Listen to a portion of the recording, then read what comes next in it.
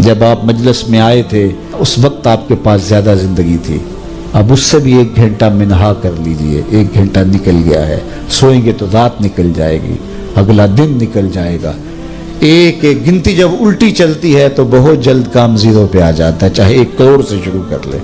کبھی آپ اشارے پہ رکے ہو نا، 60 سے 70 سے 80 سے نیچے آ رہی ہوتی ہے، میں ایک جگہ جاتا ہوں تو وہاں 120 سے نیچے آ رہی ہوتی ہے، میں نے کہا یہ لمبی گنتی ہے۔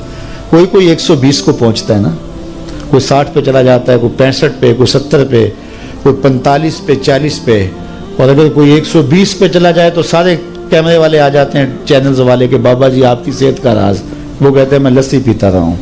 تو 120 پہ وہ گنتی پیچھے آ رہی تھی، میں نے کہا اچھا اس کو دیکھتے ہیں یہ نیچے آتی ہے کہ نہیں، تو 120 والی بھی صاحب وہ زیرو پہ آ گئے۔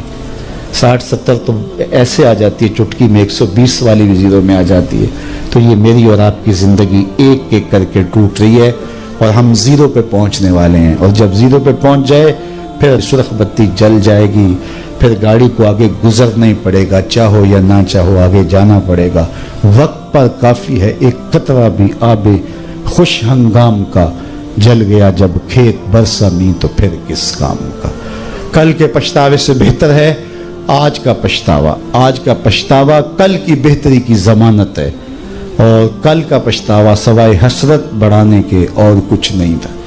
تو آج وہ کیا کہا کسی نے کہ آج ساوی نے کھلے راوی نے انج ٹوک نوکھڑے ٹوکدے نہیں۔ یہ روز روز ایسے وقت نہیں آتے ہیں، آج سانس ہے، آج وقت ہے، تو اس وقت کو میں اور آپ غنیمت سمجھے اور اپنی آخرت کی تیاری کریں۔ اقبال نے کہا تھا موسم اچھا پانی وافر مٹی بھی زرخیز، جس نے اپنا کھیت نہ سینچا وہ کیسا دہقان، او مرد کوہستاں اپنی خودی پہچان۔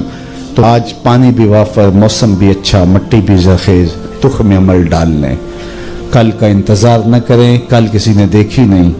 ایک فقیر ملنگ درویش تھا، وہ کھڑا تھا بازار میں رو رہا تھا، کسی نے اس کو کہا کہ بابا کیوں رو رہے ہو؟ کہا بس گزرتے گزرتے ترس آیا، ان لوگوں کو دنیا میں کھوئے ہوئے دیکھا، تو میں نے پھر رب سے بات کی، میرا خیال ہوا ان بندوں کی اور رب کی صلح کروا دوں، تو میں نے اس سے بات کی، اس نے کہا کوئی بات نہیں، لے آ میرے در پہ، ایک آنسو سے سارے گناہ معاف کر دوں۔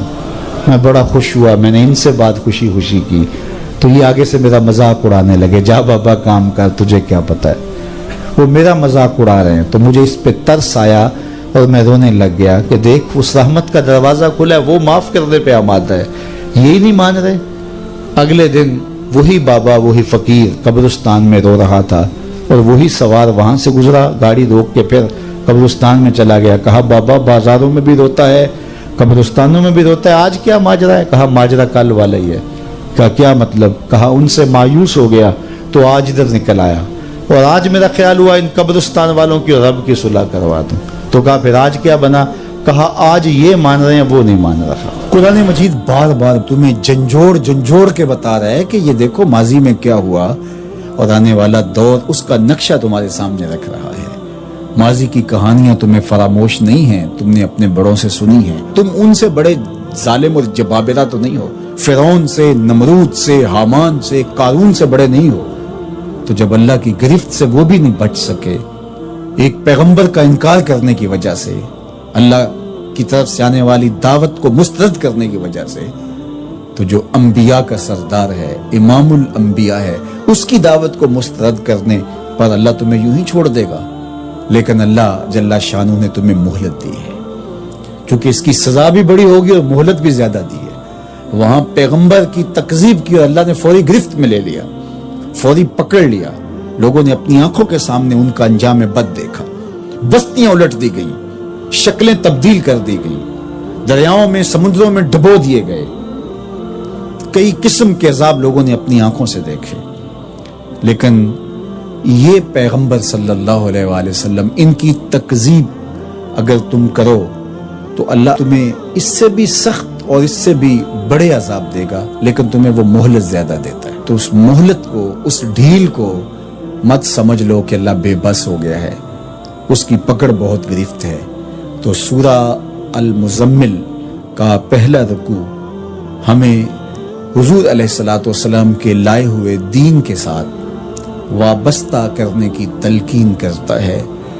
بالخصوص جو کافر ہیں، مخاطبت ان سے ہے کہ تم اس پیغمبر کا انکار کر کے جہنم کے گڑھے میں نہ جانا۔ اور اس میں ہمارے لیے بھی بہت کچھ ہے کہ اس پیغمبر رحمت نے جو نظام حیات ہمارے لیے اپنے رب سے لیا ہے، اس کو مسترد کر کے ہم ابدی بربادیوں اور ذلتوں کا سامان نہ کریں، بلکہ ان کے لائے ہوئے طریق کے مطابق اپنی زندگی بسر کریں۔